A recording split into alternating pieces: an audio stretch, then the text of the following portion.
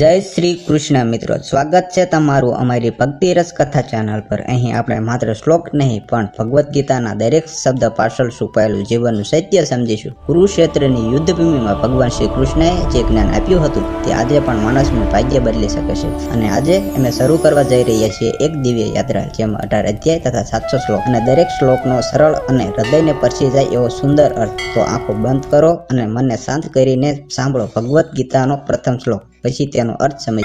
धर्मक्षेत्रे कुरुक्षेत्रे समवेतायुयुत्सवः मामकाः पाण्डवाश्चैव किम कुर्वत संजय।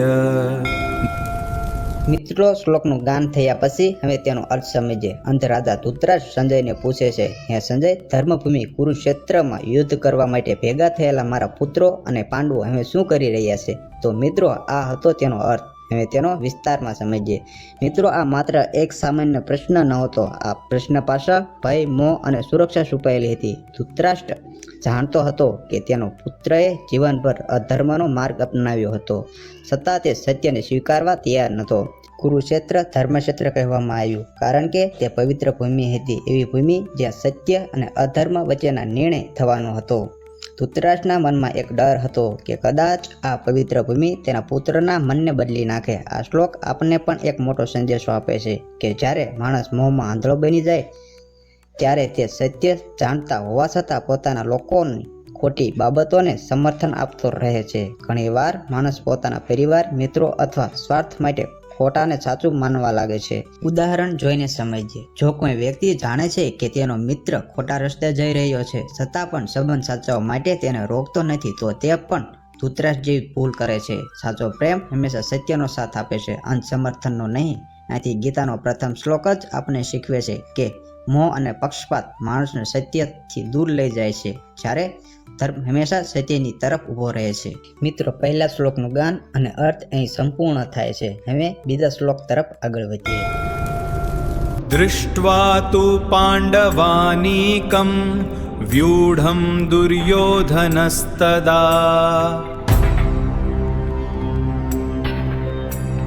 आचार्यमुपसंगम्य राजा वचनमब्रवीत्।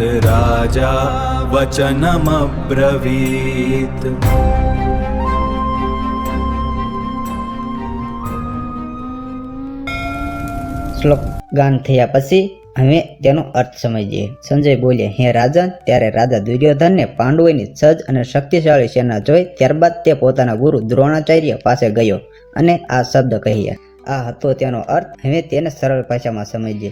મિત્રો, ભગવદ્ ગીતાનો આ બીજો શ્લોક આપણને દુર્યોધનના મનની સ્થિતિ બતાવે છે।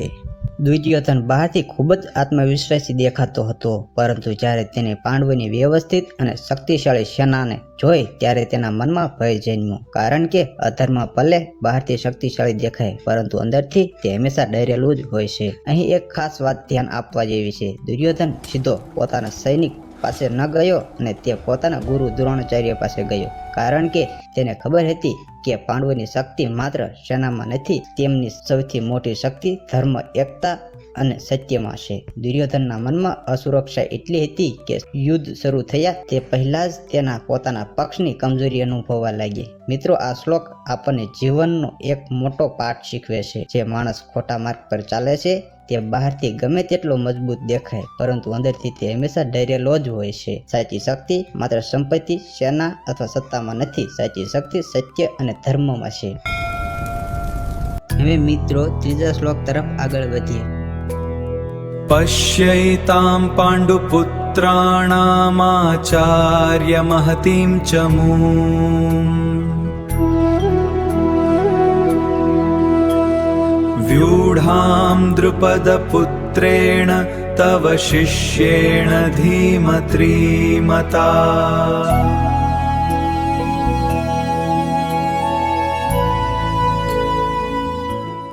તો તો આ હતું ત્રીજા શ્લોકનું ગાન. હવે તેનો અર્થ સમજીએ. દુર્યોધન પોતાના ગુરુ દ્રોણાચાર્યને કહે છે, હે આચાર્ય, જુઓ તમારા બુદ્ધિશાળી શિષ્ય દ્રુપદ પુત્ર ધૃષ્ટદ્યુમ્ન દ્વારા ગોઠવવામાં આવેલી પાંડવોની આ વિશાળ સેનાને. આ અર્થને વિસ્તારમાં સમજીએ. મિત્રો, ભગવદ્ ગીતાનો આ ત્રીજો શ્લોક દુર્યોધનના મનમાં છુપાયેલા ભય અને ચતુરાઈને બહાર લાવે છે.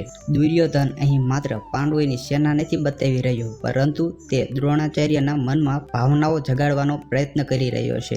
તે ખાસ કરીને કહે છે, તમારા જ શિષ્યએ આ સેના ગોઠવી છે. કારણ કે ધૃષ્ટદ્યુમ્ન દ્રોણાચાર્યનો શિષ્ય હતો, છતાં તે પાંડવોની તરફથી યુદ્ધ લડી રહ્યો હતો. દુર્યોધન આ વાત યાદ અપાવીને દ્રોણાચાર્યના મનમાં ગુસ્સો અને અહંકાર જગાડવા માંગતો હતો, જેથી તેઓ સંપૂર્ણ શક્તિથી યુદ્ધ કરી શકે. અહીંથી એક મોટી વાત સમજાવવા જેવી છે. અધર્મી માણસ ઘણીવાર પોતાના લાભ માટે લોકોની ભાવનાઓનો ઉપયોગ કરે છે. દુર્યોધન જાણતો હતો કે યુદ્ધ માત્ર શસ્ત્રોથી નથી જીતાતું, મન અને ભાવનાઓ પર નિયંત્રણ પણ એટલું જ મહત્વનું છે. પરંતુ બીજી તરફ પાંડવોની શક્તિ માત્ર તેમની સેના નહોતી, તેમની સૌથી મોટી શક્તિ હતી ધર્મ અને શ્રી કૃષ્ણનો સાથ. હવે મિત્રો, ચોથા શ્લોક તરફ આગળ વધીએ અને તેનું ગાન કરીને તેનો અર્થ સમજીએ. अत्र शूरा महेश्वासा भीमार्जुन समायुधि युयुधानो विराटश्च द्रुपदश्च महारथः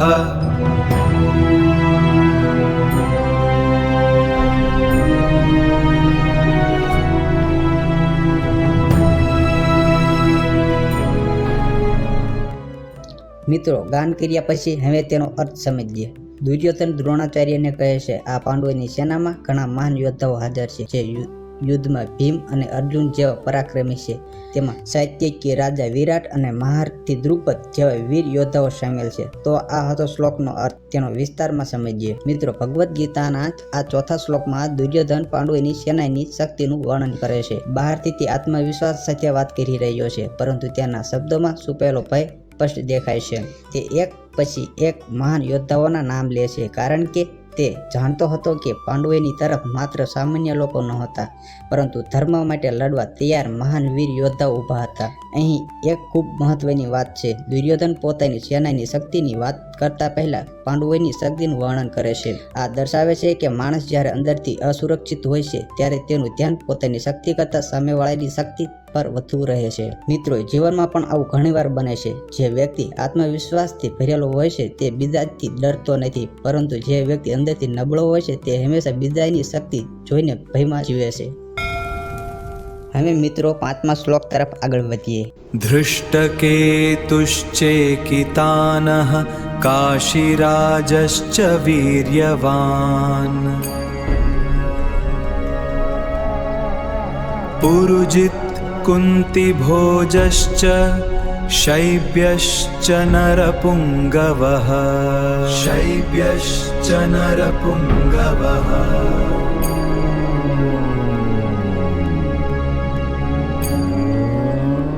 હવે આ શ્લોકનો અર્થ સમજીએ. દુર્યોધન આગળ કહે છે, આ સેનામાં ધૃષ્ટકેતુ, ચેકિતાન, પરાક્રમી કાશીરાજ, પુરુજીત, કુંતીભોજ અને મહાન રાજાઓમાં શ્રેષ્ઠ એવા સભ્ય જેવા વીર યોદ્ધાઓ પણ હાજર છે.